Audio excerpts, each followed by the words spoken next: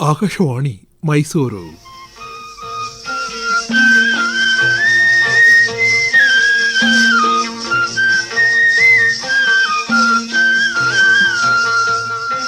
ಕಿಸಾನ್ ವಾಣಿ ಭಾರತ ಸರ್ಕಾರದ ಕೃಷಿ ಹಾಗೂ ರೈತ ಕಲ್ಯಾಣ ಸಚಿವಾಲಯದ ಪ್ರಾಯೋಜಿತ ಕಾರ್ಯಕ್ರಮ.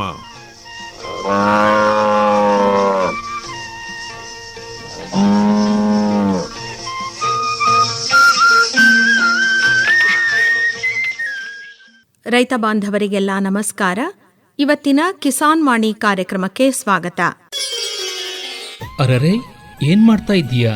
ಯಾರು ಯಾರು? ಇಲ್ಲಿ ನಾನು ಬೆದರು ಬೊಂಬೆ ಮಾತಾಡ್ತಾ ಇದ್ದೀನಿ. ಓ, ನೀನಾ? ಹಾ, ಪಕ್ಷಿಯಿಂದ ಹೊಲವನ್ನ ರಕ್ಷಿಸ್ತೇನೆ.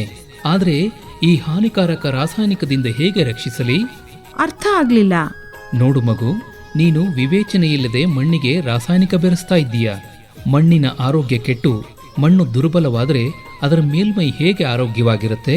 ಹಾ, ಮೊದಲು ಹೀಗಿರ್ಲಿಲ್ಲ. ನಿನ್ನ ಹಿರಿಯರನ್ನ ಕೇಳು, ಫಸಲು ಹೇಗೆ ಕಂಗೊಳಿಸ್ತಾ ಇತ್ತು, ಸಮೃದ್ಧಿಯಿಂದ ತುಂಬಿತ್ತು ಅಂತ. ಮಣ್ಣಿನ ಜೊತೆಗೆ ಜನರ ಆರೋಗ್ಯ ಕೂಡ. ಆದ್ರೆ ಎಲ್ರೂ ರಾಸಾಯನಿಕವನ್ನೇ ಹಾಕ್ತಾ ಇದ್ದಾರೆ. ಎಲ್ರೂ ಇಲ್ಲ ಮಗು, ಇಂದು ಕೂಡ ಲಕ್ಷಾಂತರ ರೈತರು ಪರಂಪರಾನುಗತ ಕೃಷಿಯನ್ನ ಮಾಡ್ತಾ ಇದ್ದಾರೆ. ಖರ್ಚು ಕಡಿಮೆ, ಅಧಿಕ ಲಾಭ. ನಿಜವೇ? ಹಾ, ಅನುಭವದಿಂದ ಹೇಳ್ತಾ ಇದ್ದೀನಿ. ನಾನು ಸುಮ್ಮನೆ ಬಿಸಿಲಲ್ಲಿ ನಿಂತಿಲ್ಲ. ಸರಿ, ಹಾಗಾದ್ರೆ ಇಂದಿನಿಂದಲೇ ನಾನು ಕೂಡ ರಾಸಾಯನಿಕ ಮುಕ್ತ ಕೃಷಿ ಮಾಡ್ತೀನಿ. ಮಣ್ಣು ಹಾಗೂ ಕೃಷಿಯೊಂದಿಗಿನ ನಮ್ಮ ಸಂಬಂಧ ಪರಂಪರಾನುಗತವಾದದ್ದು. ಹಣ್ಣು ಹೊನ್ನು. ತೋಟಗಾರಿಕೆ ಬೆಳೆಗಳಲ್ಲಿ ಸಮಗ್ರ ಬೇಸಾಯ ಕ್ರಮಗಳು ಮತ್ತು ಸುಸ್ಥಿರ ಕೃಷಿಯನ್ನು ಕುರಿತ ಬಾನುಲಿ ಸರಣಿ ಹಣ್ಣು ಹೊನ್ನು.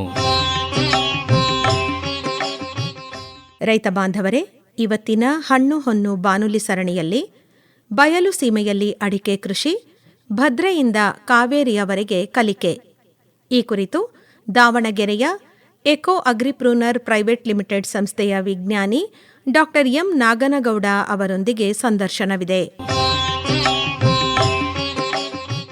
ಡಾಕ್ಟರ್ ನಾಗನಗೌಡ್ರೆ, ನಮಸ್ಕಾರ. ಸರ್, ನಮಸ್ಕಾರ. ಇವತ್ತಿನ ದಿವಸ ನಾವು ಬಯಲು ಸೀಮೆಯಲ್ಲಿ ಅಡಿಕೆ ಬೇಸಾಯಕ್ಕೆ ಸಂಬಂಧಪಟ್ಟಂತೆ ಒಂದಷ್ಟು ವಿಚಾರಗಳ ಬಗ್ಗೆ ಚರ್ಚೆ ಮಾಡೋಣ. ಹೌದು ಸರ್. ತಾವು ದಾವಣಗೆರೆಯಿಂದ ಇಲ್ಲಿವರೆಗೂ ಅಡಿಕೆ ಬೇಸಾಯನ ನೋಡಿದ್ದೀರಿ, ಹಾಗೆ ಕರ್ನಾಟಕದಾದ್ಯಂತ ತಾವು ಸಂಚಾರ ಮಾಡಿದ್ದೀರಿ. ಹೌದು ಸರ್. ಮೊದಲು ತಮ್ಮ ಬಗ್ಗೆ ಒಂಚೂರು ಹೇಳಿಬಿಡಿ ನಾಗನಗೌಡ್ರೆ, ತಮ್ಮ ಪರಿಚಯ ಮಾಡಿಕೊಡಿ. ನನ್ನ ಹೆಸರು ನಾಗನಗೌಡ ಮಲ್ಕಾಜಿ ಅಂತ. ಮುಖ್ಯವಾಗಿ ನಾನು ಕೃಷಿ ಸಲಹೆಗಾರನ ಕೆಲಸ ಮಾಡ್ತೀನಿ. MSc ಅಗ್ರಿ ಮಾಡಿದ್ದೀನಿ. ಜೊತೆಗೆ ಪ್ರಪಂಚ ಆಹಾರ ಸಂಸ್ಥೆಯಿಂದ ಈ ಒಂದು ರೈತ ಕ್ಷೇತ್ರ ಪಾಠಶಾಲೆ ಮತ್ತು ಸಮಗ್ರ ಪೀಡೆ ನಿರ್ವಹಣೆ ಬಗ್ಗೆ ವಿಶೇಷವಾದಂತಹ ತರಬೇತಿ ಇದೆ. ಸಾವಿರಾರು ಜನ ರೈತರಿಗೆ ಎಲ್ಲ ಬೆಳೆಗಳಲ್ಲೂ ಕೂಡ ವೈಜ್ಞಾನಿಕ ಸಲಹೆ ಕೊಡೋಂಥ ಕೆಲಸ ಮಾಡ್ತೀನಿ. ನಿಮ್ಮ ಹುಟ್ಟೂರು ಯಾವುದು ನಾಗನಗೌಡ್ರೆ? ನನ್ನ ಹುಟ್ಟೂರು ಬಳ್ಳಾರಿ ತಾಲೂಕು ತಗ್ಗಿನ ಬೂದಿಹಾಳು ಅಂತ. ರೈತ ಕುಟುಂಬದಲ್ಲಿ ಹುಟ್ಟಿದವನು ನಾನು. ಓಕೆ, ನೀವು ಏನು ಬೆಳಿತೀರಿ ನಾಗನಗೌಡ್ರೆ? ನಮ್ಮ ಜಮೀನಿನಲ್ಲಿ ನಾವು ಹತ್ತಿ, ಮೆಣಸಿನ ಗಿಡ, ಭತ್ತ, ಜೋಳ, ತೊಗರಿ, ಈರುಳ್ಳಿ ಬೆಳೆದಿದ್ದೀವಿ, ಮಲ್ಲಿಗೆ ಹೂ ಬೆಳೆದಿದ್ದೀವಿ, ಬೇರೆ ದ್ವಿದಳ ಧಾನ್ಯಗಳನ್ನು ಕೂಡ ಬೆಳೆದಿದ್ದೀವಿ. ಅಡಿಕೆ ತಮ್ಮನ್ನು ಆಕರ್ಷಣೆ ಮಾಡಿದ್ದು ಯಾಕೆ? ನಾನು ಮೊದಲನೇದಾಗಿ ದಾಳಿಂಬೆ, ಪಪ್ಪಾಯ ಈ ಬೆಳೆಗಳಲ್ಲಿ ಸಲಹೆಗಾರನಾಗಿ ಕೆಲಸ ಮಾಡ್ತಾಯಿದ್ದೆ. ಆದರೆ ನಮ್ಮ ಭಾಗದಲ್ಲಿ ಏನಿತ್ತು ಅಂದರೆ, ದಾವಣಗೆರೆ ಸುತ್ತಲೂ ಅಡಿಕೆ ಬೆಳೆ ಕೊಟ್ಟಷ್ಟು ಪ್ರಾಮುಖ್ಯತೆ ಬೇರೆ ಬೆಳೆ ಕೊಡ್ತಿರಲಿಲ್ಲ. ವಿಸ್ತೀರ್ಣವೂ ಜಾಸ್ತಿ ಇದೆ, ಜೊತೆಗೆ ರೈತರ ಸಂಖ್ಯೆನೂ ಜಾಸ್ತಿ ಇದೆ. ಯಾರೇ ರೈತರು ಸಿಕ್ಕಾಗೂ ಕೂಡ ನನಗೆ, ಸರ್ ಅಡಿಕೆ ಬೆಳೆಯಲ್ಲಿ ಏನಾದರೂ ವಿಶೇಷ ಇದ್ದರೆ ಹೇಳ್ರಿ ಅಂತ ಕೇಳ್ತಿದ್ರೆ ಹೊರತು ಬೇರೆ ಬೆಳೆ ಬಗ್ಗೆ ಅಷ್ಟೊಂದು ಆಸಕ್ತಿ ತೋರಿಸ್ತಿರ್ಲಿಲ್ಲ. ಆಗ ನಾನು ಅಡಿಕೆ ಬಗ್ಗೆ ಸ್ವಲ್ಪ ಆಳವಾಗಿ ಅಧ್ಯಯನ ಮಾಡೋದಕ್ಕೆ ಪ್ರಾರಂಭ ಮಾಡಿದೆ. ಸಮಸ್ಯೆಗಳನ್ನು ಅರ್ಥ ಮಾಡಿಕೊಂಡೆ, ಇದಕ್ಕೆ ಏನು ಪರಿಹಾರ ಮಾಡ್ಬೋದು ಅಂತ ಪ್ರಯೋಗ ಮಾಡಿದೆ ರೈತರ ಜಮೀನುಗಳಲ್ಲೇ. ಚೆನ್ನಾಗಿ ಅನ್ನಿಸ್ತು. ಹಂಗಾಗಿ ಆ ರಿಸಲ್ಟು ಬೇರೆ ರೈತರಿಗೆಲ್ಲರಿಗೂ ತಲುಪಲಿ ಅನ್ನೋ ಉದ್ದೇಶದಿಂದ ಅಡಿಕೆನ ಒಂದು ಮುಖ್ಯ ಬೆಳೆಯಾಗಿ ಕೃಷಿ ಸಲಹೆಗಾರನಾಗಿ ಆಯ್ಕೆ ಮಾಡಿಕೊಂಡೆ. ಡಾಕ್ಟರ್ ನಾಗನಗೌಡ್ರೆ, ಅಡಿಕೆ ಮೂಲಭೂತವಾಗಿ ಮಲೆನಾಡಿನ ಬೆಳೆ. ಹೌದು ಸರ್. ಅಂದರೆ ಎಲ್ಲಿ ತನವಾದ ಜಾಗ ಇರುತ್ತೋ ಅಂಥ ಕಡೆ ಅಡಿಕೆ ಬೆಳಿಬೇಕು. ಹೌದು. ಆದರೆ ತಾವೇ ಹೇಳಿದಾಗೆ ಅಡಿಕೆ ಆದಾಯವನ್ನು ಕೊಡ್ತಾ ಇರೋದ್ರಿಂದ ಇವತ್ತು ಮಲೆನಾಡಿಂದ ಹಿಡಿದು ಬಯಲುಸೀಮೆವರೆಗೆ, ಹೌದು, ಬೆಟ್ಟದಿಂದ ಹಿಡಿದು ಬಯಲುವರೆಗೆ ಎಲ್ಲಿ ನೋಡಿದ್ರು ಅಲ್ಲಿ ಅಡಿಕೆಯನ್ನು ಹಾಕ್ತಾ ಇದ್ದಾರೆ. ಹೌದು ಸರ್. ಇದು ನಿಮಗೆ ಒಳ್ಳೆ ಬೆಳವಣಿಗೆ ಅಂತ ಅನಿಸುತ್ತಾ, ಅಥವಾ ಇದರಲ್ಲಿ ಏನಾದರೂ ಸಮಸ್ಯೆಗಳು ಇರಬಹುದಾ, ಬರಬಹುದಾ? ಈಗ ಇದು ತುಂಬ ಕಷ್ಟವಾದಂಥ ಪ್ರಶ್ನೆ ಉತ್ತರ ಕೊಡೋದಕ್ಕೆ. ನಾವು ಬೆಳೆ ವೈವಿಧ್ಯತೆ ದೃಷ್ಟಿಯಿಂದ ನೋಡಿದ್ರೆ ಇದು ಒಳ್ಳೆ ಬೆಳವಣಿಗೆ ಅಲ್ಲ. ಎರಡನೇದಾಗಿ ನಾವು ಆಹಾರ ಭದ್ರತೆ ದೃಷ್ಟಿಯಿಂದ ನೋಡಿದ್ರೂ ಒಳ್ಳೆ ಬೆಳವಣಿಗೆ ಅಲ್ಲ. ಬಟ್ ನಾನೇ ಒಬ್ಬ ರೈತನಾಗಿ ಆಲೋಚನೆ ಮಾಡಿದರೆ ಆದಾಯ ಬರೋಂಥ ಬೆಳೆನೇ ಹಾಕ್ತೀನಿ. ಹಾಗಾಗಿ ರೈತರ ದೃಷ್ಟಿಯಿಂದ ನೋಡಿದ್ರೆ ಹಾಕೋದ್ರಲ್ಲಿ ಈ ಸದ್ಯಕ್ಕಂತೂ ತಪ್ಪಲ್ಲ ಅಂತ ಅನಿಸುತ್ತೆ. ಇನ್ನೊಂದು ಮುಖ್ಯ ವಿಚಾರ ಅಂದರೆ ಇದರಿಂದ ಭಾಳಷ್ಟು ಉಪಯೋಗ ಇದ್ದಾವೆ ಅಂಥೇಳಿ ರೈತರು ಮಾತಾಡ್ಕೊಳ್ತಾರೆ. ಅದು ಒಂದು ಅರೆಕ ಟೀ ಇರ್ಬೋದು, ಅಥವಾ ಅಡಿಕೆ ಇದರಿಂದ ಗಾಜ್ ತಯಾರು ಮಾಡೋದಕ್ಕೆ ಬಳಸ್ತಾರೆ ಅಂತ, ಅಥವಾ ಅಡಿಕೆಯನ್ನು ಬಣ್ಣ ತಯಾರಿಸೋದಕ್ಕೆ ಬಳಸ್ತಾರೆ ಅಂತ. ಬಟ್ ಈಗ ನೋಡಿದ್ರೆ ಈ 3 ಉದ್ದೇಶಗಳಿಗೆ ಬಳಸ್ತಕ್ಕಂಥ ಅಡಿಕೆ ಪ್ರಮಾಣ ತುಂಬ ಕಡಿಮೆ ಇದೆ. ಆದ್ದರಿಂದ ಮುಖ್ಯವಾಗಿ ಹೋಗೋದು ಮನುಷ್ಯರು ತಿನ್ನೋದಕ್ಕೆ, ಅದು ಡೈರೆಕ್ಟಾಗಿ ತಿನ್ನೋದಿರ್ಬೋದು ಅಥವಾ ಬೇರೆ ರೀತಿಯಲ್ಲಿ ವಿವಿಧ ಉತ್ಪನ್ನಗಳ ರೂಪದಲ್ಲಿ ತಿನ್ನೋದಕ್ಕೆ ಇರ್ಬೋದು. ಹಾಗಾಗಿ ಇದು ತಿನ್ನೋದಕ್ಕೆ ಹೋಗ್ತಾ ಇದೆ, ಬೇರೆ ವಾಣಿಜ್ಯ ಉಪಯೋಗಕ್ಕೆ ಜಾಸ್ತಿ ಬರ್ತಾ ಇಲ್ಲ. ಹಾಗಾಗಿ ವ್ಯಾಲ್ಯೂ ಅಡಿಷನ್ ಅಂತ ಏನು ಕರಿತೀವೋ ಅದಕ್ಕೆ ದಾರಿ ಅಂತೂ ನನಗೆ ಅನ್ನಿಸ್ತಾ ಇಲ್ಲ.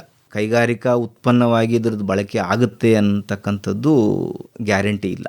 ಹಾಗಾಗಿ ಆ ದೃಷ್ಟಿಯಿಂದ ಬೆಳೆಯೋದು ಸೂಕ್ತ ಅಲ್ಲ. ಬಟ್ ರೈತರ ದೃಷ್ಟಿಯಿಂದ ನಾವು ಜಾಸ್ತಿ ಏನು ಹೇಳೋಕ್ಕೂ ಆಗಲ್ಲ. ಡಾಕ್ಟ್ರೇ, ಈಗ ಮೊದಲಿಂದ ಶುರು ಮಾಡೋಣ, ಆಗ್ಬೋದಾ? ಹಾಂ ಸರ್, ಆಗಲಿ. ಈಗ ಯಾವುದೇ ಒಂದು ಬೆಳೆ ಅಂದಾಗ ತಳಿ ಬಹಳ ಪ್ರಧಾನವಾದ ಪಾತ್ರವನ್ನು ವಹಿಸುತ್ತೆ. ಹೌದು. ಅಡಿಕೆ ದೃಷ್ಟಿಯಲ್ಲಿ ನೋಡೋದೇ ಆದರೆ ಎಲ್ಲರೂ ಹೇಳೋದು ಸ್ಥಳೀಯವಾದ ತಳಿ ಬಳಸಿ ಅಂತ. ಹೌದು. ಆದರೆ ಇವತ್ತು ಅಡಿಕೆ ಸಂಶೋಧನಾ ಸಂಸ್ಥೆಗಳು ಬಹಳಷ್ಟು ಹೊಸ ತಳಿಗಳನ್ನು ಬಿಡುಗಡೆ ಮಾಡ್ತಾ ಇದ್ದಾವೆ. ಹೌದು. ಈಗ ಒಬ್ಬ ಸಲಹೆಗಾರನಾಗಿ ನಿಮ್ಮ ಸಲಹೆ ಏನು? ಇದು ನೀವು ಹೇಳಿದಂಥ ಮಾತು 100ಕ್ಕೆ 100ರಷ್ಟು ಸತ್ಯ ಸರ್. ಈಗ ಮಲೆನಾಡಿಗೆ ಹೊಂದ್ಕೊಳ್ಳೋಂಥ ತಳಿಗಳು ಮಲೆನಾಡಲ್ಲಿ ಒಳ್ಳೆಯ ಇಳುವರಿ ಕೊಡ್ತಾ ಇದೆ. ಉದಾಹರಣೆಗೆ ಮಂಗಳ ಇರ್ಬೋದು. ಅದೇ ಮಂಗಳ ತಳಿಯನ್ನು ನಾವು ಬಯಲುಸೀಮೆಯಲ್ಲಿ ತಂದು ಹಾಕಿದರೆ ಅದರದ್ದು ಇಳುವರಿ ಚೆನ್ನಾಗಿ ಬರೋದೇ ಇಲ್ಲ. ಇದು ನಾನು ಹಲವಾರು ತೋಟದಲ್ಲಿ ನೋಡಿದ್ದೀನಿ. ಫಸಲಿ ಬಂದಂಥ ಗಿಡಗಳ ಮಧ್ಯೆ ಸಣ್ಣ ಗಿಡಗಳನ್ನು ನೆಟ್ಟು ಆ ದೊಡ್ಡ ಗಿಡಗಳನ್ನು ತೆಗೆದಂಥ ರೈತರು ಕೂಡ ನನ್ನ ಹತ್ರ ಸುಮಾರು ಜನ ಇದ್ದಾರೆ. ಹಾಗಾಗಿ ತಳಿ ಆಯ್ಕೆ ನೀವು ಹೇಳಿದಾಗೆ ಆಯಾ ಪ್ರದೇಶಕ್ಕೆ ಸೂಕ್ತವಾದಂತಹ ಸ್ಥಳೀಯ ತಳಿಗಳನ್ನೇ ಆಯ್ಕೆ ಮಾಡ್ಕೋಬೇಕಾಗಿದೆ. ಇದರಲ್ಲಿ ನಾನು ಕಂಡುಕೊಂಡಿರೋದು ಒಂದು ಸಮಸ್ಯೆ ಏನು ಅಂದರೆ, ರೈತರಲ್ಲಿ ಒಂದು ತೋಟದಲ್ಲಿ ಒಂದೇ ತಳಿ ಇಲ್ಲ, ಸುಮಾರು ಮಿಕ್ಸ್ ಆಗಿರೋಂಥ ತಳಿ ಇದೆ. ಆಮೇಲೆ ಬೀಜಕ್ಕೆ ಅಂತ ಗೋಟ್ ತೆಗೆದಿಡೋಂಥ ರೈತರು ಕೂಡ ಏನು ಮಾಡ್ತಾರೆ, ಯಾವ್ಯಾವುದು ಮೆಚುರಿಟಿ ಬಂದು ಗೋಟಾಗಿ ಉದುರುತ್ತೋ ಅಥವಾ ಉದುರು ಬೀಳೋಂಥ ಸ್ಟೇಜಲ್ಲಿರುತ್ತೋ ಅದನ್ನು ಕಲೆಕ್ಟ್ ಮಾಡ್ಕೊತಾರೆ, ಅದನ್ನು ಬೀಜ ಅಂತ ಕೊಡ್ತಾರೆ. ಹಾಗಾಗಿ ತಳಿ ಶುದ್ಧೀಕರಣ ಅಂತ ಏನು ಕರಿತೀವಲ್ಲ ಅದು ಆಗಿಲ್ಲ. ಈಗ ನಾವು ಯಾವುದೇ ಒಂದು ತೋಟಕ್ಕೆ ಹೋದರೆ ವಿಧವಾದಂಥ ಎಲೆ ಇರೋಂಥ ಗಿಡಗಳನ್ನು ಕಾಣ್ತೀವಿ, ಕಾಂಡದ ಗಾತ್ರ ವ್ಯತ್ಯಾಸ ಇರೋಂಥ ಗಿಡಗಳನ್ನು ಕಾಣ್ತೀವಿ, ಎತ್ತರದಲ್ಲಿ ವ್ಯತ್ಯಾಸ ಇರೋಂಥ ಗಿಡಗಳನ್ನು ಕಾಣ್ತೀವಿ. ಕೆಲವು ತಳಿಗಳು ಬೇಗ ಇಳುವರಿ ಕೊಡುತ್ತೆ, ಅದೇ ಕಾಂಡದ ಗಾತ್ರ ಅದೇ ಎತ್ತರ ಇರೋಂಥ ಕೆಲವು ಗಿಡಗಳು ತಡವಾಗಿ ಇಳುವರಿ ಕೊಡುತ್ತೆ. ಇದೆಲ್ಲದಕ್ಕೂ ಕಾರಣ ಅಂದರೆ ಈ ತಳಿಯಲ್ಲಿ ಭಾಳಷ್ಟು ಮಿಕ್ಸ್ ಆಗಿರೋದೇ ಕಾರಣ ಅಂತ ನಾನು ಹೇಳೋಕ್ಕೆ ಇಷ್ಟಪಡ್ತೀನಿ ಸರ್. ಅಲ್ಲ ಸರ್, ಮತ್ತು ಈಗ ಅಷ್ಟೊಂದು ತಳಿ ಬಗ್ಗೆ ಸಂಶೋಧನೆ ಏನಾದರೂ ಯಾಕೆ ನಡೀತಾ ಇದೆ? ಎಲ್ಲರೂ ಸ್ಥಳೀಯ ತಳಿನೇ ಬಳಸಬೇಕು ಅನ್ನೋದೇ ಆದರೆ ಎಲ್ಲ ಕಡೆನೂ ಅಡಿಕೆ ಇದ್ದೇ ಇದೆಯಲ್ಲ, ಅಲ್ಲೇ ಮಾಡ್ಕೋಬೋದಲ್ವಾ? ಸರ್, ಇದು ಸೂಕ್ತವಾದಂತಹ ಪ್ರಶ್ನೆ. ಈಗ ನಾವು ಬೇರೆ ಬೆಳೆಗಳನ್ನು ತಗೊಂಡ್ರೆ 6 ತಿಂಗಳಲ್ಲಿ 3 ತಿಂಗಳಲ್ಲಿ ಅಥವಾ ವರ್ಷಕ್ಕೆ ಮುಗಿಯುವಂಥ ಬೆಳೆಗಳನ್ನು ತಗೊಂಡ್ರೆ ಅಲ್ಲಿ ಪ್ರತಿ ಸಾರಿ ಕೂಡ ನಾವು ಹೊಸ ಬೀಜ ಹಾಕ್ತೀವಿ. ಏನಾದರೂ ವ್ಯತ್ಯಾಸ ಆಯಿತು ಅಂದರೆ ತಕ್ಷಣಕ್ಕೆ ನಾವು ಆ ತಳಿಯನ್ನು ಅಥವಾ ಮಿಕ್ಸ್ ಆಗಿರೋಂತಹ ಹೈಬ್ರಿಡನ್ನು ನಾವು ಬದಲಾವಣೆ ಮಾಡಿ ಸೂಕ್ತವಾಗಿರೋಂಥದ್ದನ್ನು ಹಾಕೋದಕ್ಕೆ ಕಣ್ಣಿಗೆ ಕಾಣುತ್ತೆ. ಇಲ್ಲಿ ತೋಟ ಅಂದರೆ ಒಂದು ಸಾರಿ ನಾವು ನಾಟಿ ಮಾಡಿದರೆ ಅದು ಕನಿಷ್ಠ ಒಂದು 30 ವರ್ಷ ಬರುತ್ತೆ, 50-60 ವರ್ಷದವರೆಗೆ ಹೋಗಿರೋಂಥ ತೋಟಗಳು ಇದ್ದಾವೆ. ಬಟ್ ಹೆಚ್ಚು 30-40 ವರ್ಷದವರೆಗೆ ಬರೋಂಥ ತೋಟ ಇದೆ. ಅದನ್ನು ರೀಪ್ಲೇಸ್ ಮಾಡೋಂಥದ್ದು ತುಂಬ ಕಷ್ಟದ ಕೆಲಸ. ಹಾಗಾಗಿ ಈಗೆಲ್ಲೂ ಕೂಡ ನಮಗೆ ನಾನೊಂದು 90% ಧೈರ್ಯದಿಂದ ಹೇಳಬಲ್ಲೆ, ಪ್ಯೂರ್ ತಳಿ ಒಂದು ತೋಟದಲ್ಲಿ ಸಿಗುತ್ತೆ ಅನ್ನೋದು ಕಷ್ಟ. ಅಲ್ಲ, ಈಗ ಸಂಶೋಧನಾ ಕೇಂದ್ರದಲ್ಲಿ ಮಂಗಳ ಅಂತ ಹೇಳಿದ್ರೆ ಶ್ರೀಮಂಗಳ ಅಂತಿದೆ. ಹೌದು, ಬೇಕಾದಷ್ಟು ತಳಿಗಳಿದ್ದಾವೆ. ಹೌದು. ಈಗ ತುಂಬಾ ಜನ ಯಾಕೆ ಅದನ್ನು ತಂದು ಬೆಳಿಬಾರ್ದು ಅಂತ ಯೋಚನೆ ಮಾಡುವಂಥವ್ರು ಇರ್ತಾರೆ. ಸರ್, ಈಗ ಬಯಲುಸೀಮೆಗೆ ಹೊಂದ್ಕೋತಾವ, ಬಯಲುಸೀಮೆಗೆ ಹೊಂದ್ಕೊತಾ ಇಲ್ಲ. ಈಗ ಏನಾಗ್ತಾ ಇದೆ ಅಂತಂದರೆ, ಕೆಲವೊಂದು ಯೂನಿವರ್ಸಿಟಿ ಫಾರ್ಮ್ಗಳಲ್ಲಿ ಅಥವಾ ಸಂಶೋಧನಾ ಕೇಂದ್ರಗಳಲ್ಲಿ ಈ ಅಡಿಕೆ ಸಸ್ಯಗಳನ್ನು ಮಾರಾಟ ಕೂಡ ಮಾಡ್ತಾ ಇದ್ದಾರೆ. ಅಲ್ಲಿ ಸಿಗೋಂಥದ್ದು ಪ್ಯೂರ್ ತಳಿ. ಅಂದರೆ ಈಗ ಹೊಸ್ದಾಗಿ ನಾಟಿ ಮಾಡೋಂಥವ್ರಿಗೆ ತಮ್ಮ ತೋಟದಲ್ಲಿ ಪ್ಯೂರ್ ತಳಿ ಅಂತ ಗ್ಯಾರಂಟಿ ಮಾಡ್ಕೋಬಹುದೇ ಹೊರತು ಈಗಾಗಲೇ ನಾಟಿ ಮಾಡಿರೋಂಥವ್ರು, ಬೇರೆ ರೈತರ ಜಮೀನಿಂದ ಬೀಜ ತೊಗೊಂಡು ಮಾಡಿರೋಂಥವ್ರು ಗ್ಯಾರಂಟಿ ಹೇಳೋದಕ್ಕೆ ಸಾಧ್ಯತೆ ಇಲ್ಲ ಸರ್. ಈಗ ತಾವೇ ಒಂದು ಮಾತು ಹೇಳಿದ್ರಿ, ಸ್ಥಳೀಯ ತಳಿನೇ ಸೂಕ್ತ ಅಂತ. ಹಾಗಿದ್ರೆ ಈಗ ನಾನು ಅಡಿಕೆ ಬೆಳಿಬೇಕು ಅಂತ ತೀರ್ಮಾನ ಮಾಡಿದ್ರೆ ನಾನು ಏನು ಮಾಡಬೇಕು? ಸಸಿ ತರಬೇಕಾ, ಗೋಟ್ ತಂದು ಸಸಿ ಹಾಕಬೇಕಾ, ಏನು ಮಾಡಿದ್ರು ಉತ್ತಮ ಅಂತೀರಿ? ಈ ವಿಚಾರದಲ್ಲಿ ನಾನಾಗಿನೇ ಹೋಗಿ ಚೆನ್ನಾಗಿರೋಂಥ ನಮ್ಮ ಭಾಗದಲ್ಲಿ ತೋಟ ಹುಡುಕಾಡಿ ಆ ತೋಟದಲ್ಲಿ ಚೆನ್ನಾಗಿ ಇಳುವರಿ ಕೊಡೋಂತಹ ಗಿಡಗಳನ್ನು ಗುರುತು ಮಾಡಿ ಆದಷ್ಟು 2-3 ಸೀಸನ್ನು ಆ ಗಿಡಗಳನ್ನು ಪರಿಶೀಲನೆ ಮಾಡಿ ಸತತವಾಗಿ ಚೆನ್ನಾಗಿ ಇಳುವರಿ ಕೊಡುತ್ತೆ ಅಂದರೆ ಆ ಗಿಡಗಳಿಂದ ನಾವು ಬೀಜವನ್ನು ಆಯ್ಕೆ ಮಾಡ್ಕೋಬೋದು.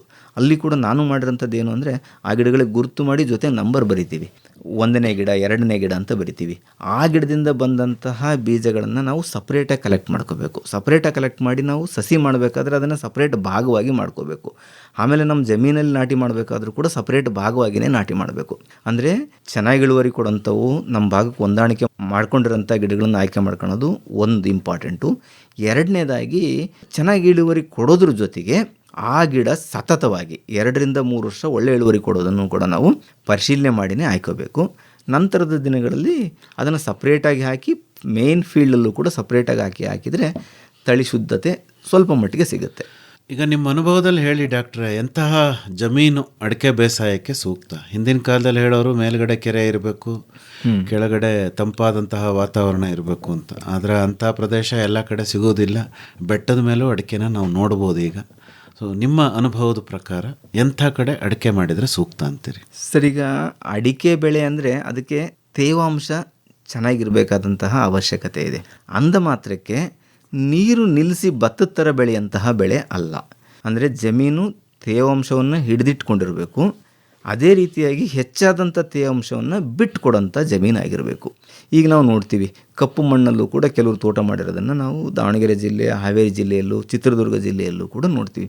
ಆ ತೋಟಗಳು ಏನಾಗುತ್ತೆ, ಅತಿ ಜಾಸ್ತಿ ಮಳೆ ಆದಾಗ, ಅತಿ ಜಾಸ್ತಿ ನೀರು ಕೊಟ್ಟಂಥ ಸಂದರ್ಭದಲ್ಲಿ ಶೀತ ಆಗಿ ತಂಪು ಹೆಚ್ಚಾಗಿ ಗಿಡದ ಬಣ್ಣ ಎಲ್ಲ ಬದಲಾಗುತ್ತೆ.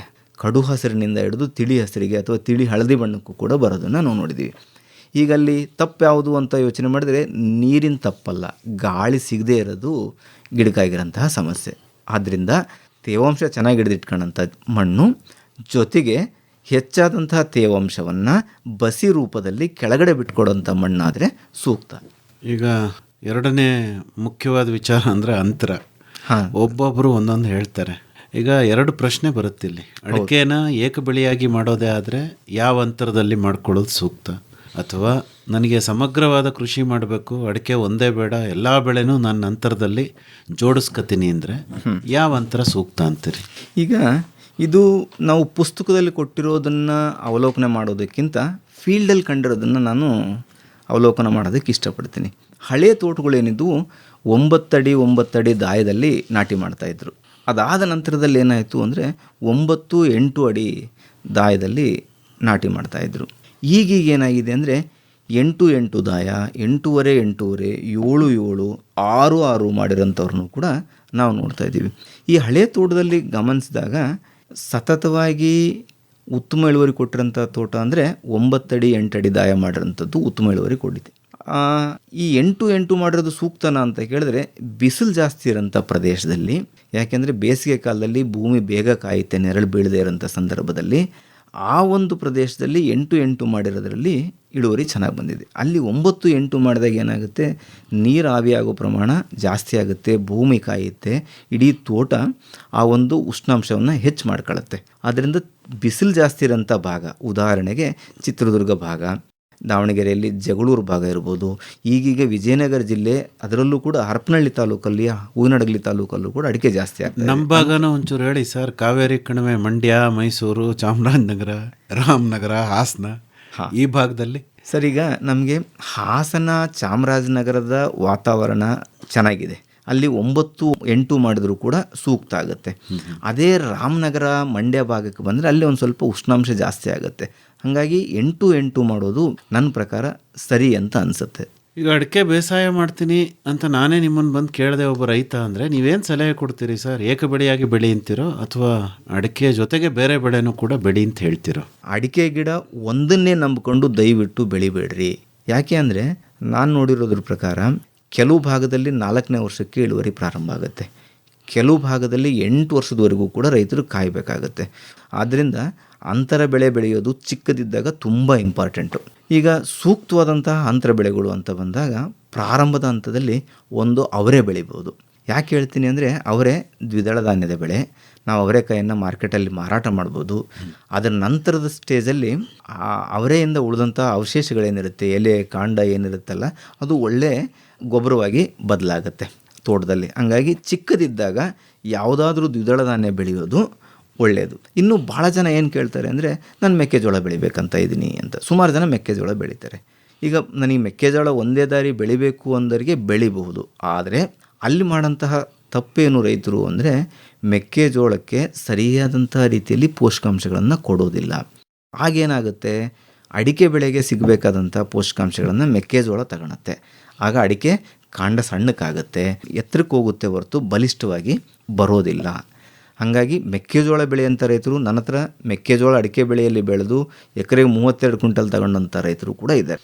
ಅದು ಹೇಗೆ ಸಾಧ್ಯ ಅಂತಂದರೆ ಮೆಕ್ಕೆಜೋಳಕ್ಕೆ ಪೋಷಕಾಂಶಗಳ ನಿರ್ವಹಣೆ ಸಪ್ರೇಟಾಗಿ ಮಾಡಬೇಕು ಅಂತ. ಇನ್ನು ಅದೇ ರೀತಿಯಾಗಿ ರಾಗಿ ಇರ್ಬೋದು, ಅದನ್ನಾದರೂ ಕೂಡ ಬೆಳಿಬೋದು. ಅದಕ್ಕೆ ಸಪ್ರೇಟ್ ಆದಂತಹ ಪೋಷಕಾಂಶ ಮೇಂಟೈನ್ ಮಾಡಬೇಕು. ಇದು ಸುಮಾರು 2 ವರ್ಷದವರೆಗೆ ಯಾವುದಾದ್ರೂ ಅಂತರ ಬೆಳೆಯನ್ನು ಬೆಳೆಯೋದಕ್ಕೆ ಸಾಧ್ಯತೆ ಇದೆ.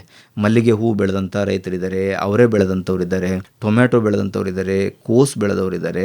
ತರಕಾರಿ ಬೆಳೆಯಂಥ ರೈತರಿಗೆ ದಯವಿಟ್ಟು ತರಕಾರಿ ಕಂಟಿನ್ಯೂ ಮಾಡಿರಿ ಅಂತ ಹೇಳ್ತೀನಿ. ಯಾಕೆಂದರೆ ಬೇರೆ ನಮಗೆ ಫೀಲ್ಡ್ ಕ್ರಾಪ್ಸು ಗಿಂತಲೂ ತರಕಾರಿ ಬೆಳೆಯಲ್ಲಿ ಒಂದಿಷ್ಟು ಲಾಭ ಜಾಸ್ತಿ ಕಾಣ್ಬೋದು. ಇನ್ನು ನೆಕ್ಸ್ಟ್ ಹಂತಕ್ಕೆ ಹೋಗೋಣ. ನೆಕ್ಸ್ಟ್ ಅಂತ ಅಂದರೆ 3ನೇ ವರ್ಷದ ನಂತರ ಬರುತ್ತೆ. ಆ ಟೈಮಲ್ಲಿ ಸ್ವಲ್ಪ ನೆರಳು ಜಾಸ್ತಿ ಆಗ್ತಾ ಹೋಗುತ್ತೆ ತೋಟದಲ್ಲಿ, ಅಂತರ ಬೆಳೆ ಬೆಳೆಯೋದಕ್ಕೆ ಕಷ್ಟ ಆಗುತ್ತೆ. ಆ ಟೈಮಲ್ಲಾದರೂ ಕೂಡ ನಾನೇನು ಸಲಹೆ ಕೊಡ್ತೀನಿ ಅಂದರೆ, ಏನು ನಮಗೆ ಆದಾಯ ಕೊಡೋಂಥ ಬೆಳೆ ಬೆಳೆದೇ ಹೋದರೂ ಕೂಡ ಹಸಿರೆಲೆ ಗೊಬ್ಬರಕ್ಕೆ ಉಪಯೋಗ ಆಗೋಂತಹ ಬೆಳೆ ಬೆಳೀರಿ. ಉದಾಹರಣೆಗೆ ಸೆಣಬು ಇರ್ಬೋದು, ಡಯಾಂಚ ಇರ್ಬೋದು, ತೊಗರಿ ಇರ್ಬೋದು, ಅವರೆ ಇರ್ಬೋದು, ಅಲಸಂದೆ ಇರ್ಬೋದು.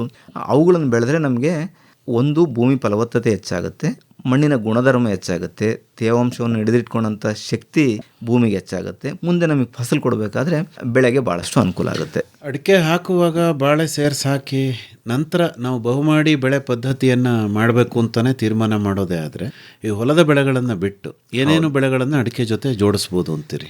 ಇದು ಒಂದು ಒಳ್ಳೆಯ ಪ್ರಶ್ನೆನೇ ಸರ್. ನಾನು ಹೇಳಿದ್ದು ಇಲ್ಲಿವರೆಗೆ ಕೂಡ ಒಂದು ಸೀಸನಲ್ಲಿ ಬೆಳೆದು ಮುಗಿಸ್ತಕ್ಕಂಥ ಬೆಳೆಗಳ ಬಗ್ಗೆ. ಈ ಬೇರೆ ಸ್ವಲ್ಪ ದೀರ್ಘಾವಧಿ ಬೆಳೆಗಳಲ್ಲಿ ಬಾಳೆ ಬೆಳೆಯಂಥದ್ದು ಕೂಡ ಸಂಪ್ರದಾಯ ಇದೆ. ಬಾಳೆ ಬೆಳೆಯನ್ನು ಖಂಡಿತವಾಗಿ ಬೆಳಿಬೋದು. ಈಗ ಇಲ್ಲಿ 2 ಬಾಳೆ ಬೆಳಿಬೇಕಾ ಅಂದರೆ ಮೇಯ್ನ್ ಬಾಳೆ ಬೆಳೆ, ಕೂಳೆ ಬಾಳೆ ಬೆಳಿಬೇಕಾ ಅಥವಾ ಒಂದೇ ಬಾಳೆ ಬೆಳಿಬೇಕಾ ಅಂತಕ್ಕಂಥದ್ದು ಪ್ರಶ್ನೆ. ಈಗೇನಾಗುತ್ತೆ, ಗೆಣ್ಣು ದೊಡ್ಡದಾಗ್ತಾ ಹೋಗುತ್ತೆ 2 ಬಾಳೆ ಬೆಳೆ ಬೆಳೆದ್ರೆ. ಹಂಗಾಗಿ ಒಂದೇ ಬೆಳೆದ್ರೆ ಸೂಕ್ತ ಅಂತಕ್ಕಂಥದ್ದು ಇತ್ತೀಚೆಗೆ ರೈತರು ಕಂಡುಕೊಂಡಿರೋಂತಹ ವಿಚಾರ. ನಾನು ಕೂಡ ಏನು ಮಾಡಿದ್ದೀನಿ ಅಂದರೆ, ಈ ಅಡಿಕೆಯಲ್ಲಿ ಬಾಳೆ ಬೆಳೆದಿರೋಂಥ ಸುಮಾರಷ್ಟು ರೈತರಿಗೆ ಸಲಹೆ ಕೊಟ್ಟಿದ್ದೀನಿ.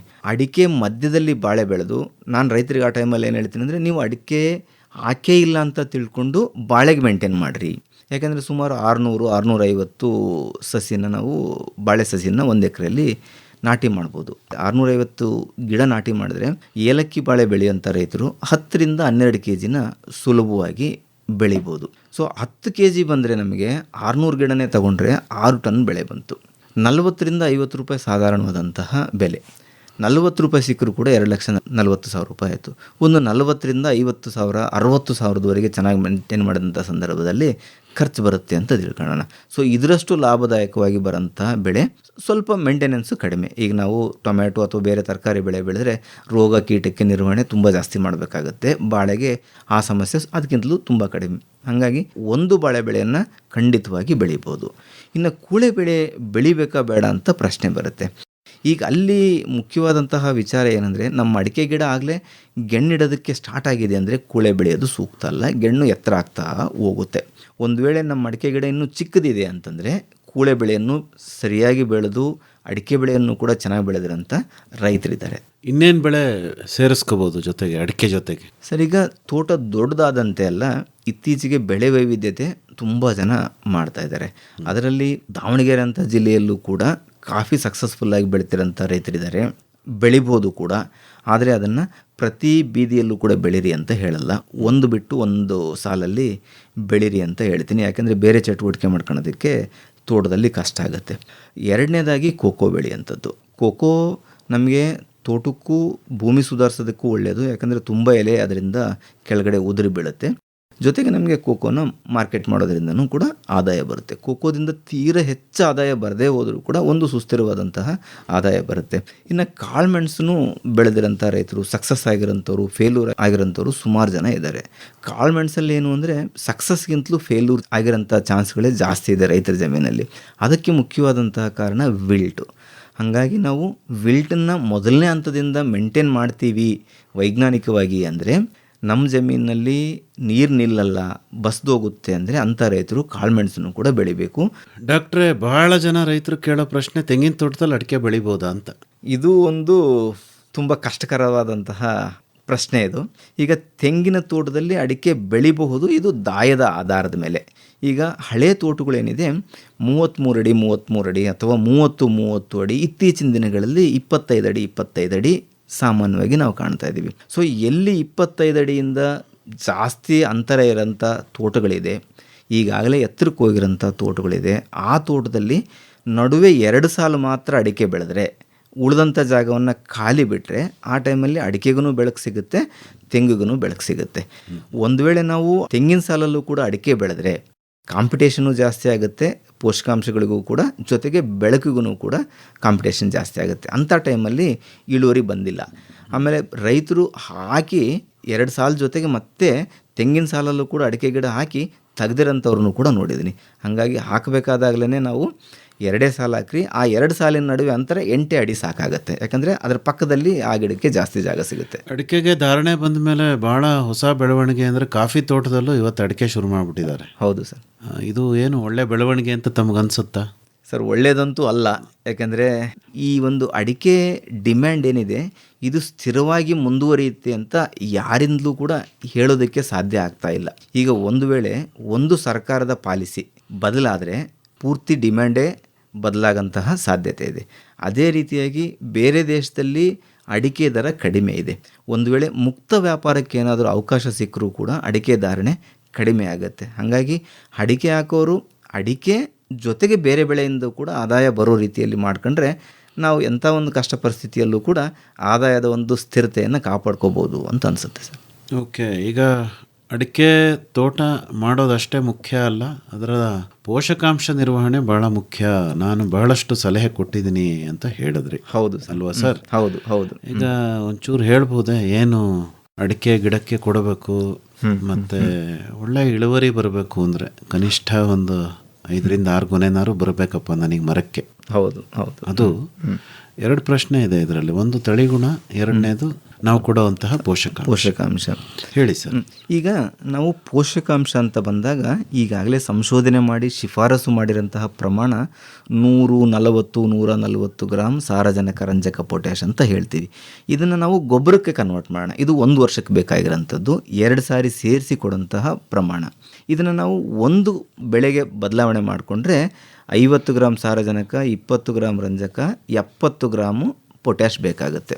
ಈಗ ನಾವು ಯಾವುದೇ ರೈತರ ಹತ್ರ ಮಾತಾಡಬೇಕಾದ್ರೆ ನೀವೇನು ಗೊಬ್ಬರ ಕೊಟ್ಟಿದ್ದೀರಿ ಅಂದರೆ 20-20-0-13 ಅಥವಾ 15-15-15 ಕೊಟ್ಟಿದ್ದೀನಿ, DAP ಕೊಟ್ಟಿದ್ದೀನಿ, ಮತ್ತೇನಾದರೂ ಸೇರಿಸಿದ್ರೆ ಅಂದರೆ ಒಂದು ಸ್ವಲ್ಪ ಪೊಟ್ಯಾಷ್ ಸೇರಿಸಿದ್ದೆ ಅಂತ ಹೇಳ್ತಾರೆ.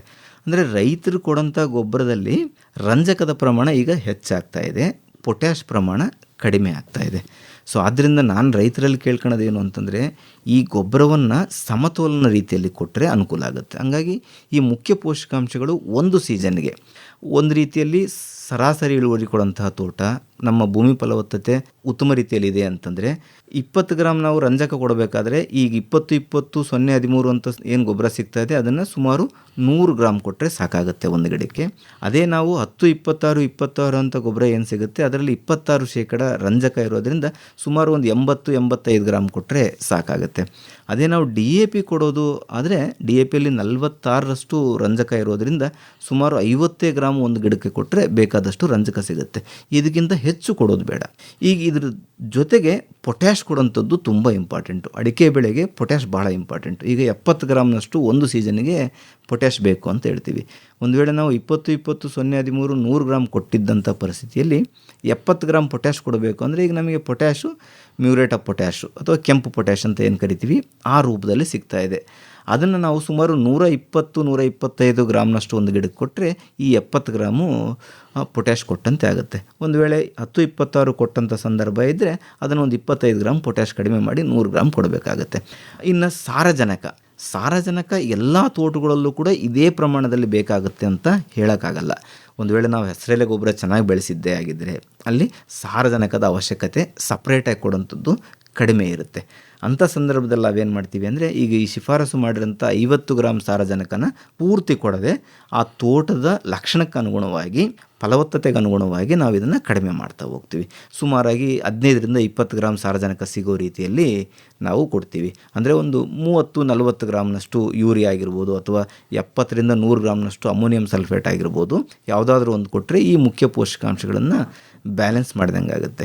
ಇದರಲ್ಲಿ ಇನ್ನೊಂದಿದೆ, ನಾವು ಯಾವಾಗಲೂ ಶಿಫಾರಸು ಮಾಡಬೇಕಾದ್ರೆ ಮುಖ್ಯ ಪೋಷಕಾಂಶಗಳನ್ನು ಮಾತ್ರ ಹೆಚ್ಚಾಗಿ ಮಾಡ್ತೀವಿ, ದ್ವಿತೀಯ ಪೋಷಕಾಂಶಗಳನ್ನು ಮಾಡೋದಿಲ್ಲ. ಅದೇ ರೀತಿಯಾಗಿ ಲಘು ಪೋಷಕಾಂಶಗಳನ್ನು ಕೆಲವು ಸಾರಿ ಮಾಡ್ತೀವಿ, ಕೆಲವು ಸಾರಿ ಮಾಡೋದಿಲ್ಲ. ಈ ದ್ವಿತೀಯ ಪೋಷಕಾಂಶದ ವಿಚಾರಕ್ಕೆ ಬಂದರೆ, ಮಲೆನಾಡಲ್ಲಿ ಮಣ್ಣಿನ ಒಂದು pH ಏನಿದೆ 7ಕ್ಕಿಂತ ಕಡಿಮೆ ಇರುತ್ತೆ.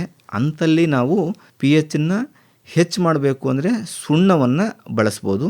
ಆ ಸುಣ್ಣ pH ಹೆಚ್ಚು ಮಾಡೋದಕ್ಕೂ ಕೆಲಸ ಆಗುತ್ತೆ, ಅದ್ರ ಜೊತೆಗೆ ಕ್ಯಾಲ್ಶಿಯಂನ ಒಂದು ಸೋರ್ಸ್ ಆಗಿ ಕೆಲಸ ಮಾಡುತ್ತೆ.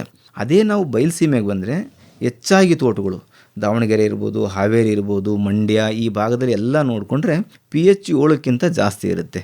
ಅಂಥ ಜಮೀನಲ್ಲಿ ಜಿಪ್ಸಮ್ ಅಂದರೆ ಕ್ಯಾಲ್ಶಿಯಂ ಸಲ್ಫೇಟ್ ಅಂತ ಹೇಳ್ತೀವಿ, ಅದನ್ನು ನಾವು pH ಕಡಿಮೆ ಮಾಡೋದಕ್ಕೋಸ್ಕರ ಮತ್ತು ಕ್ಯಾಲ್ಶಿಯಮ್ಮು ಸಲ್ಫರ್ ಸೋರ್ಸ್ ಆಗಿನೂ ಕೂಡ ಬಳಸಬೇಕಾಗತ್ತೆ. ಇದನ್ನು ನಾವು ಸುಮಾರಾಗಿ ಜಿಪ್ಸಮನ್ನು ಒಂದು 100 kg ಆಗಿ ಬಳಸ್ರಿ ಅಂತ ಹೇಳ್ತೀವಿ. ಅದನ್ನು ಕೂಡ ಒಂದು ವೇಳೆ pH ತೀರಾ ಜಾಸ್ತಿ ಇದ್ದರೆ ಅದರ ಪ್ರಮಾಣ ಕೂಡ ನಾವು ಜಾಸ್ತಿ ಮಾಡ್ತೀವಿ. ಮೆಗ್ನೀಷಿಯಮ್ ಸಲ್ಫೇಟ್ ರೂಪದಲ್ಲಿ 20ರಿಂದ 25 ಗ್ರಾಮ್ವರೆಗೆ ಒಂದು ಗಿಡಕ್ಕೆ 1 ವರ್ಷಕ್ಕೆ ಕೊಡ್ರಿ ಅಂತ ಸಲಹೆ ಕೊಡ್ತೀವಿ. ಇದಾದಮೇಲೆ ಲಘು ಪೋಷಕಾಂಶಗಳ ವಿಚಾರಕ್ಕೆ ಬಂದರೆ, ಈಗ ನಮ್ಮಲ್ಲಿ ಜಿಂಕು, ಮ್ಯಾಂಗನೀಸು, ಐರನ್ನು, ಬೋರಾನು 4 ಪೋಷಕಾಂಶಗಳನ್ನು ಒಳಗೊಂಡಿರೋಂತಹ ಮಿಶ್ರಣ ಸಿಗುತ್ತೆ. ಆ ಮಿಶ್ರಣವನ್ನು ಒಂದು ಗಿಡಕ್ಕೆ ಒಂದು ಸೀಸನ್ನಿಗೆ 50 ಗ್ರಾಮ್ನಷ್ಟು ಕೊಡ್ರಿ ಅಂತ ಹೇಳ್ತೀವಿ. ಇಲ್ಲಿ ಅತಿ ಮುಖ್ಯ ಅಂದರೆ ಆಗ್ತಕ್ಕಂಥ ಪದ್ಧತಿ. ನಾನು ಸಾಮಾನ್ಯವಾಗಿ ಬಯಲುಸೀಮೆಯಲ್ಲಿ ಸಜೆಸ್ಟ್ ಮಾಡೋದು ಏನು ಅಂತಂದರೆ, ಬೇಸಾಯ ಮಾಡಿದ ತಕ್ಷಣ ಅಥವಾ ಉಳುಮೆ ಮಾಡಿದ ತಕ್ಷಣ ಮಳೆ ಬರೋ ಸಮಯದಲ್ಲಿ ಈ ಒಂದು ಜಿಪ್ಸಮನ್ನು ತೋಟಕ್ಕೆ ಪೂರ್ತಿಯಾಗಿ ಚೆಲ್ರಿ ಅಂತ ಹೇಳ್ತೀನಿ. ಸಮಾನವಾಗಿ ಗಿಡಕ್ಕೆ ಆಗ್ತಕ್ಕಂಥ ಅವಶ್ಯಕತೆ ಇಲ್ಲ. ಇನ್ನು ಮುಖ್ಯ ಪೋಷಕಾಂಶಗಳು ಅದರಲ್ಲಿ 20-20-0-13 ಪೊಟ್ಯಾಶು, ಯೂರಿಯಾ ಅಥವಾ ಅಮೋನಿಯಂ ಸಲ್ಫೇಟು ಇವು ಯಾವಾದರೂ ಆಗಿರ್ಬೋದು, ಇವನ್ನ ಗಿಡದ ಒಂದು ಭಾಗಕ್ಕೆ ಹಾಕ್ರಿ. ಇನ್ನು 2ನೇ ಭಾಗಕ್ಕೆ ಏನು ಬರುತ್ತಲ್ಲ, ಈ ಲಘು ಪೋಷಕಾಂಶಗಳ ಮಿಶ್ರಣವನ್ನು ಹಾಕ್ರಿ. ಈಗ ನಾವು ಇದಕ್ಕೆ ಗಿಡದ ವಯಸ್ಸಿನ ಆಧಾರದ ಮೇಲೆ ಬುಡದಿಂದ 1 ಅಡಿಯಿಂದ 2 ಅಡಿ ದೂರದವರೆಗೂ ಹಾಕ್ಬೋದು. ಈಗ ಫಸಲು ಕೊಡೋಂಥ ಗಿಡಕ್ಕೆ ಸುಮಾರು ನಾವು ಒಂದು ಮಳ ಅಂತ ಹೇಳ್ತೀವಿ, 1.5-1.25 ಅಡಿ ದೂರಕ್ಕೆ ಬರುತ್ತೆ. ಈಗ ನಾವು ಒಂದು ಗಿಡದ ಹತ್ರ ನಿಂತ್ಕೊಂಡ್ರೆ ಎಡಗಡೆ ಭಾಗಕ್ಕೆ ಮುಖ್ಯ ಪೋಷಕಾಂಶಗಳನ್ನು ಕೊಟ್ಟರೆ ಬಲಗಡೆ ಭಾಗಕ್ಕೆ ಲಘು ಪೋಷಕಾಂಶಗಳನ್ನು ಕೊಡ್ಬೋದು. ಈ ರೀತಿ ಕೊಡೋದ್ರಿಂದ ಆ ಎಲ್ಲ ಪೋಷಕಾಂಶಗಳು ಕೂಡ ಬೆಳೆಗೆ ಸಿಗುತ್ತೆ.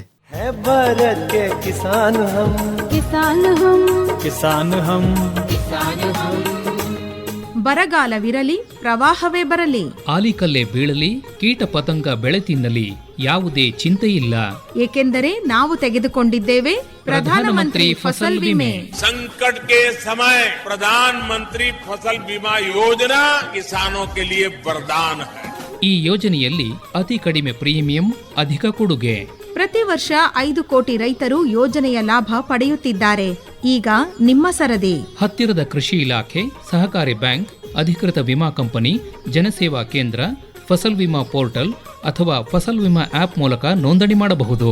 ಕೃಷಿ ಹಾಗೂ ರೈತ ಕಲ್ಯಾಣ ಮಂತ್ರಾಲಯದ ವತಿಯಿಂದ ಜನಹಿತಕ್ಕಾಗಿ ಜಾರಿಗೊಳಿಸಲಾಗಿದೆ. ಫಸಲ್ ಬಿಮಾ ಕಿ ಪ್ರಧಾನ ಮಂತ್ರಿ ಕಿ ಯೋಜನಾ ನ್ಯಾರಿ. ಹೆಚ್ಚಿನ ಮಾಹಿತಿಗೆ ಡಾಕ್ಟರ್ ನಾಗನಗೌಡ್ರೆ ತಮ್ಮನ್ನೇ ಸಂಪರ್ಕ ಮಾಡಬೇಕು ಅಂತಾದರೆ ತಮ್ಮ ಸಂಪರ್ಕ ಸಂಖ್ಯೆ ಮತ್ತು ಸಂಪರ್ಕ ಮಾಡೋ ವಿಧಾನ ದಯಮಾಡಿ ತಿಳಿಸಿ. ಸರ್, ನನ್ನ ನಂಬರು 9656598585. ಸಂಪರ್ಕ ಮಾಡೋದಕ್ಕೆ ಸುಮಾರು ಸರಿ ಏನಾಗುತ್ತಂದರೆ, ಫೋನಲ್ಲಿ ಮಾತಾಡೋದಕ್ಕೆ ಕಷ್ಟ ಆಗ್ಬೋದು. ಯಾವುದೇ ರೈತರಿಗೆ ಸಮಸ್ಯೆ ಅನಿಸಿದರೆ, ಏನಾದರೂ ಮಾಹಿತಿ ಬೇಕು ಅಂದರೆ ನನಗೆ ವಾಟ್ಸಾಪ್ ಸಂದೇಶ ಕಳಿಸಿದರೆ ನಾನು ಬಿಡುವಿದ್ದಂಥ ಸಮಯದಲ್ಲಿ ಉತ್ತರ ಕೊಡ್ತೀನಿ. ಒಳ್ಳೆಯದು ಡಾಕ್ಟ್ರೆ, ಇದುವರೆಗೂ ಅಡಿಕೆ ಬೇಸಾಯಕ್ಕೆ ಸಂಬಂಧಪಟ್ಟಂತೆ ಬಹಳ ಸೊಗಸಾಗಿ ನಿಮ್ಮ ವಿಚಾರಗಳನ್ನು ಹಂಚಿಕೊಂಡ್ರಿ. ವಂದನೆಗಳು, ನಮಸ್ಕಾರ. ನಮಸ್ಕಾರ ಸರ್. ಬಯಲು ಸೀಮೆಯಲ್ಲಿ ಅಡಿಕೆ ಕೃಷಿ, ಭದ್ರೆಯಿಂದ ಕಾವೇರಿಯವರೆಗೆ ಕಲಿಕೆ ಈ ಕುರಿತು ದಾವಣಗೆರೆಯ ಎಕೋ ಅಗ್ರಿಪ್ರೂನರ್ ಪ್ರೈವೇಟ್ ಲಿಮಿಟೆಡ್ ಸಂಸ್ಥೆಯ ವಿಜ್ಞಾನಿ ಡಾಕ್ಟರ್ ಎಂ ನಾಗನಗೌಡ ಅವರೊಂದಿಗೆ ಸಂದರ್ಶನವನ್ನು ಕೇಳಿದಿರಿ.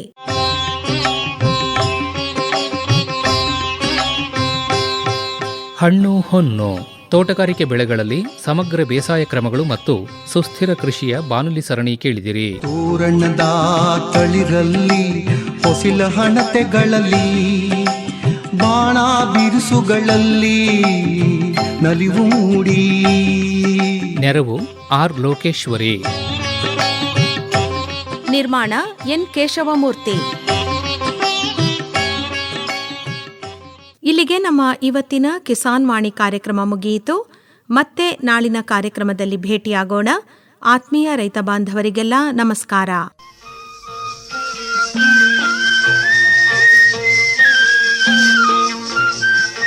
ಕಿಸಾನ್ ವಾಣಿ ಭಾರತ ಸರ್ಕಾರದ ಕೃಷಿ ಹಾಗೂ ರೈತ ಕಲ್ಯಾಣ ಸಚಿವಾಲಯ ಪ್ರಾಯೋಜಿತ ಕಾರ್ಯಕ್ರಮ ಕೇಳಿದಿರಿ. ಈ ಕಾರ್ಯಕ್ರಮ ಆಕಾಶವಾಣಿ ಮೈಸೂರು ಕೇಂದ್ರದ ಕೊಡುಗೆ.